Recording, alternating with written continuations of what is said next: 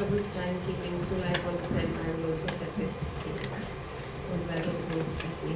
So 24 hours ago, I was in Delhi. I was there on a very brief visit after a long time, for a conference. But it was striking how vitiated the atmosphere was, even to somebody who's casually passing through in the space of a few hours. So as you were walking down the airport, you could hear people talking very casually. Well, there'll be a border war, what? Or if they had done this to China, or the news channels that were blaring this hyper-nationalist stuff about our soldiers. So there is definitely a transformation that is happening globally about the ideals of democracy, and a transformation that we can see at work in electoral systems in the US, in Turkey, in Russia, and also of course in India. So I think I would like to be my sources of hope are perhaps a little different than some of the others here. Because I do not think that that reliance upon the liberal largesse of a so-called civilized West will bring us any durable answers. I think that is certainly problematic if you look back at the history of the centuries of terrorism that was practiced by the West in the name of colonialism, and some of which continues today under the guise of neocolonialism. So I think that it is perhaps, I think, rather naive to assume that if they just listen to us, they will do something about it. And I think that's the difference, and that's especially difficult now, given that the post-colonial moment means that there is a lot of resentment against, well, what right do they have to say anything to us? And that also allows a lot of oppressions to continue. So I think that part of what we need to do is in our lives, in any way that we can, individually, collectively, is to differentiate between the explanation of what the problem is, and how do we move from that towards a solution or understanding of what can be done. Because yes, we know this is the problem, but how do we then move on from that knowledge? So we know many of us have habits that are destructive to us. We know that, and we still continue to do it. So if overcoming something that is destructive is so difficult individually, how can collectivities overcome something simply by knowing that it is violence? So I think part of this is to recognize what is happening in Kashmir as an issue of democracy, as an issue of Islamophobia, and how that is feeding into it, especially in the last, in the current last few, the fact that the population in Kashmir Valley is Muslim is a big way in which India can project itself as, India's the world's largest fastest growing free market democracy, and the free market bit also ties into the idea of the West.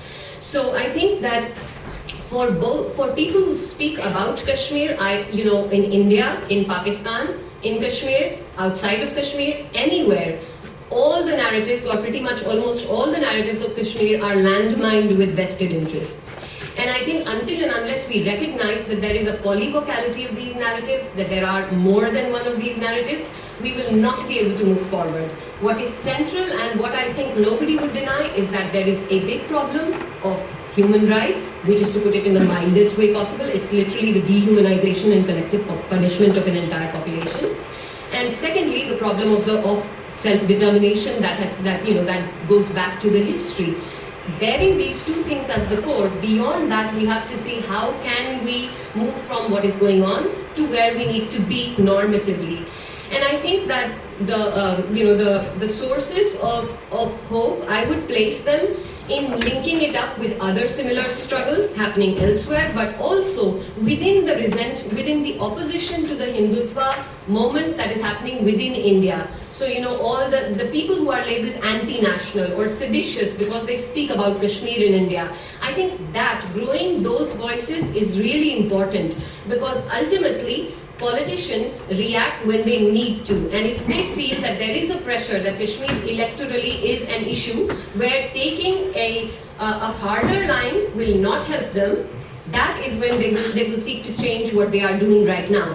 Because as of now in India, the situation is that the party which says the worst things about, the most kind of violent things about Kashmir, ends up getting more support. So how in that system is there any incentive for any political party to do something differently? The incentive is actually on the other, is on a reverse incentive. So I think that doing that, but linking up with the other struggles in the Northeast, with the Dalit issue in India, those kinds of struggles, and building that momentum into generating that common consciousness within India that this is a problem. Because you see, there are people who are completely nourished on this diet of the hyper-nationalist media, and they are blind xenophobes. But there are also increasingly a lot of people who know what's going on in Kashmir, to some or greater extent, but who will be silent. People who want to talk about human rights, want to talk about democracy. When it comes to Kashmir, they will not speak up. And the psychology of the fear and terror that the present government is using as deterrence, disappearing people, banning newspapers, all of that, resisting that needs those voices to be strengthened. So people feel that they can speak about, about what they know. In effect, everyone knows what's going on. Some people are unable to see that because of their Hindutva ideology, but I think it's the silence of the others that is the worst thing that we need to challenge. So now, in terms of to switch modes for a moment and to say, in terms of looking at the what is at work there, I think it's literally a dehumanization. It's a attempt to legislate memory. So if you remember Kashmir, if you talk about Kashmir, these are the things that you can talk about. These are the things that you can't. It's also about the coloniality of power in the way in which it is being exercised in Kashmir.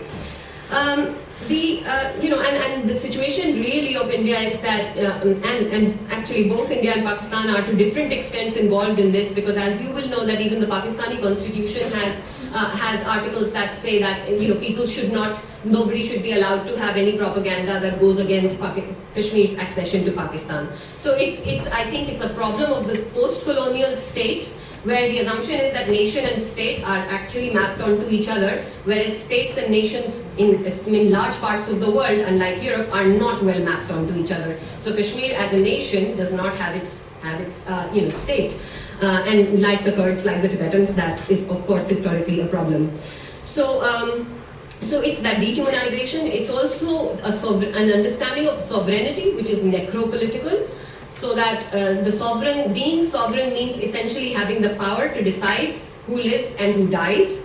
Going back to what my fellow panelist was saying about the way in which that arbitrary exercise of power and the state of exception that is prolonged and the problems that entails.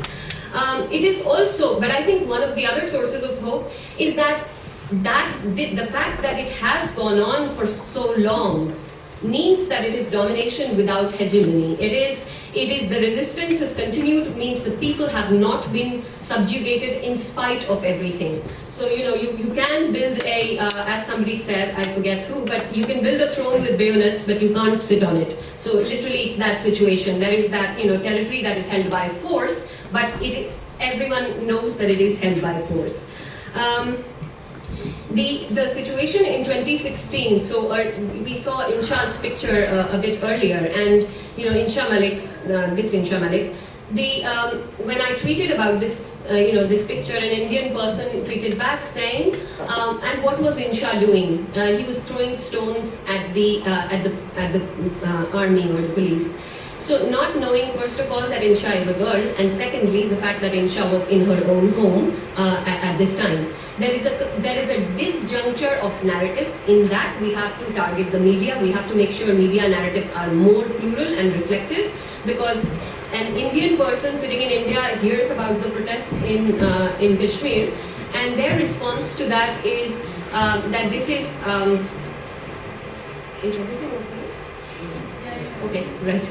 An Indian person hears about the situation in Kashmir, and their response is, why do they allow 11-year-olds to protest?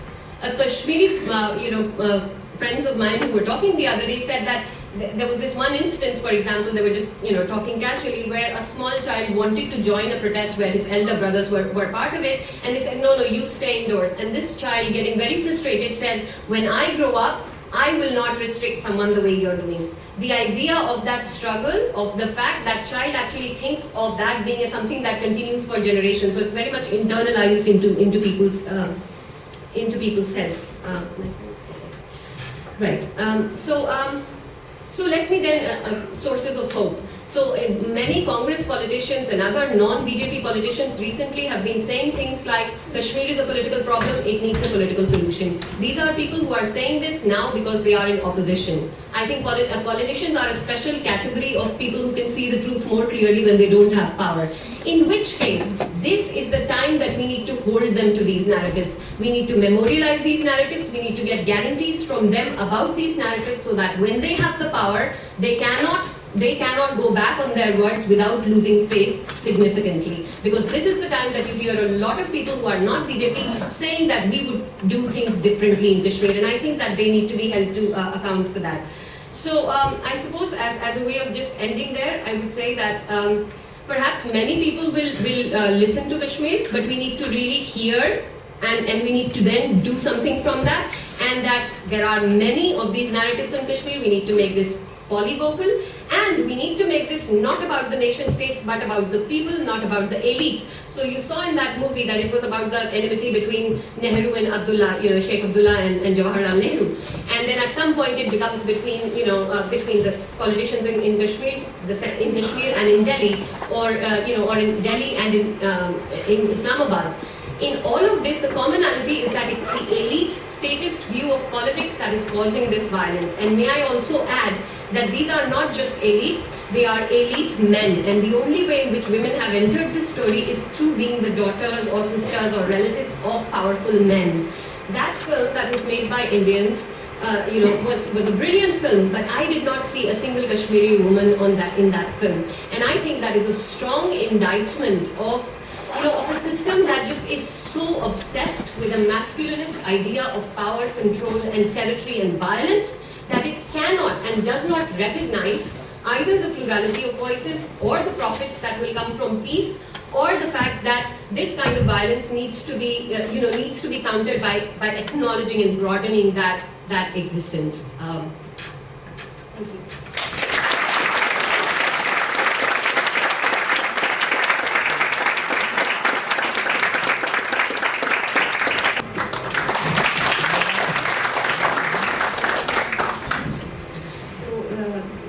Questions in order. Firstly, yes, so they say that elections in Kashmir are a festival of democracy, which couldn't be further from the truth. People have a choice between voting for people who do not represent them, or at least most of them, or having their people who they have faith in not being able to be part of the electoral system. So it's a terrible choice between ballots and bullets.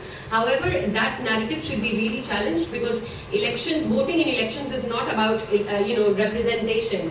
That's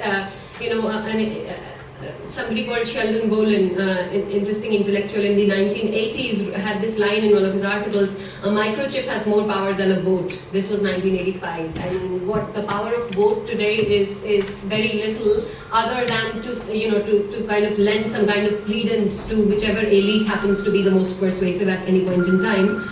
So I think the idea that elections are representative is false, but this is what an occupation does. It places every choice of every person under a constant curfew. They're physically under curfew. What they choose to eat, what they choose to wear, what job they choose to do, whether they choose to vote or not, all of those choices are not their free choices, and this is the problem. So there should be a clear narrative that voting in the elections doesn't mean anything for the legitimacy, which is clear since the resistance leadership is not part of the electoral process. Secondly, about Nitasha's point, I think it's a question of standpoints and situated knowledges, that we inherit our own knowledges through our experience. There are, of course, prominent figures like Parveena Hangar, the Association of Parents of Disappeared Persons, head, who has been struggling, and those are the stories we need to hear more of, because I do think there is a link between the militarization of territory and of political thought and the way in which a certain understanding of masculinity is applied. That you are macho if you do this, you can fight with guns, you can do this, and that narrative is very much used by the Indian state, by the Indian army, and by the man with the 56-inch chest. That it's this literal thing of for those of you who don't know, that refers to Modi and his his bhakt's view of him. It's this idea that, that Indian commentators have openly said that even if we have to kill every single Kashmiri, we won't let go of Kashmir. That kind of obsession stems, it can be, this is something that, of course, a man or a woman both can say it, but it comes from an understanding which is masculinist, which is about power as control and, as territorial control, and lack of concern for the people, the Kashmiri people. Thirdly, the point about diaspora, I think, there's a quote by Upton Sinclair, it's very difficult to get someone to understand something when their salary depends on their not understanding it. So in many of this Western context, that's the idea, that it's profitable for them to not understand or to pretend not to understand. So it's partly about of course, the economic relationships. It's also about, you talked about Bosnia, but I think the landscape has significantly changed after 9/11. And now that difference is very palpable. I think that still what we need to do is, that doesn't mean that we don't have hope. What we need to do is to constantly say to our representatives, political representatives, to anybody that even that we meet in the course of normal life, that this should not happen in my name as a British citizen, or in my name as an Indian or Pakistani, or in my name as somebody who's Kashmiri, or in my name as a human being. It's wrong. When there are civilians who are starving in Syria as they're waiting to be killed, as Arundhati Roy said, whether they are in Syria or whether they are in Kashmir, it is, of course, we have different affiliations, but it's important to say, not in my name. And I said this last time, but I think although the field is landmined, we are landmined, we are all gardeners. You are all gardeners, because every single person that you meet, you can plant a seed. And that could be the seed of, look, what's happening in Kashmir needs to be something that's also on your mind. We need to challenge those nightmares you have when you are in your dreams, you want to get up, but you feel like you can't speak and your body is tied down. That's the kind of nightmare of oppression that an entire generation of Kashmiris inside and outside of Kashmir have experienced. And I think that can be challenged only by reiterating the significance of the right to dream of a better place. The role of collaborators, terrible, of course. I talk about it as the Mandarin-Machiavelli interaction. We have seen this with every time the elections have been interfered with every time the local elites at the periphery have had that power. The next point, minutes with Modi. What would I say? Maybe I'd just say thanks but no thanks, but if I had to see him, I would say, since you've decided to spend a few minutes with me, I would like to ask you in return to spend a few days living as a Kashmiri Muslim in Kashmir in disguise. When you talk about Raj and Satta and all of that, why don't you do what kings used to do? Just go in disguise, live as a Kashmiri Muslim and see how you're treated in Kashmir. And then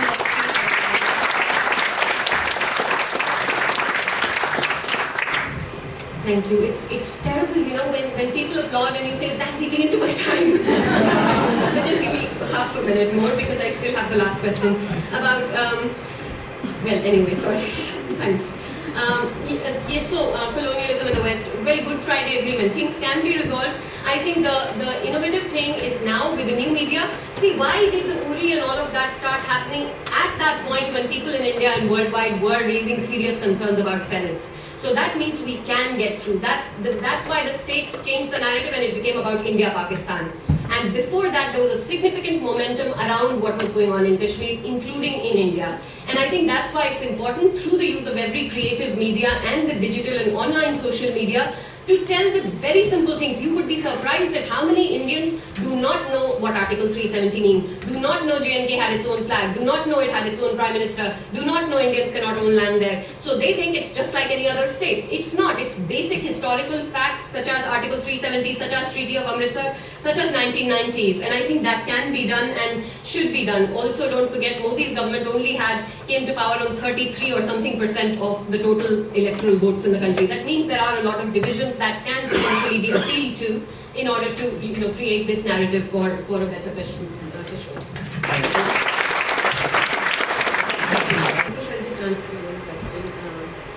I'll just answer the one question. What's your name? Huh? Afaf? Okay, Afaf. Thank you. I thought your question was really interesting.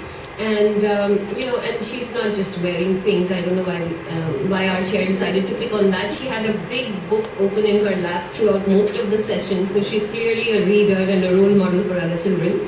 So I want to say that you see the thing is that people who have to kill other people, in order to feel remorse, you have to think that they have the same rights as you, they are the same human being as you.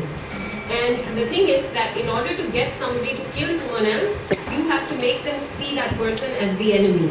So if you think that they are not human, they are your enemy, say for example when you see a mosquito and you swat it, you don't feel remorse after. Most people don't feel remorse after it, right? Because they think the mosquito is an enemy. So that's what they do. They try to create the Kashmiri as the enemy. So if we want them to feel sorry and if we want them to feel remorse, then we have to make sure that they don't see that person, the other as an insect, that they see that person as a person, because you wouldn't kill your friend, right? So the important thing is to make them see that this is not the enemy. The other person, the Kashmiri, is not an enemy, because they are also asking for their rights. But Usman is absolutely correct that these are the people who are the soldiers are also often, people who are not very privileged. If they were privileged, they would be sitting in a big office with a desk and everything and ordering other people to do their killing for them. So it's how the system works very often, where it takes one set of people who are not very powerful and puts them against another set of people who are not very powerful and makes them fight, and somebody makes a lot of money out of it. So that's why it's very important to keep challenging that and to keep saying that that's injustice and that's wrong. Yeah?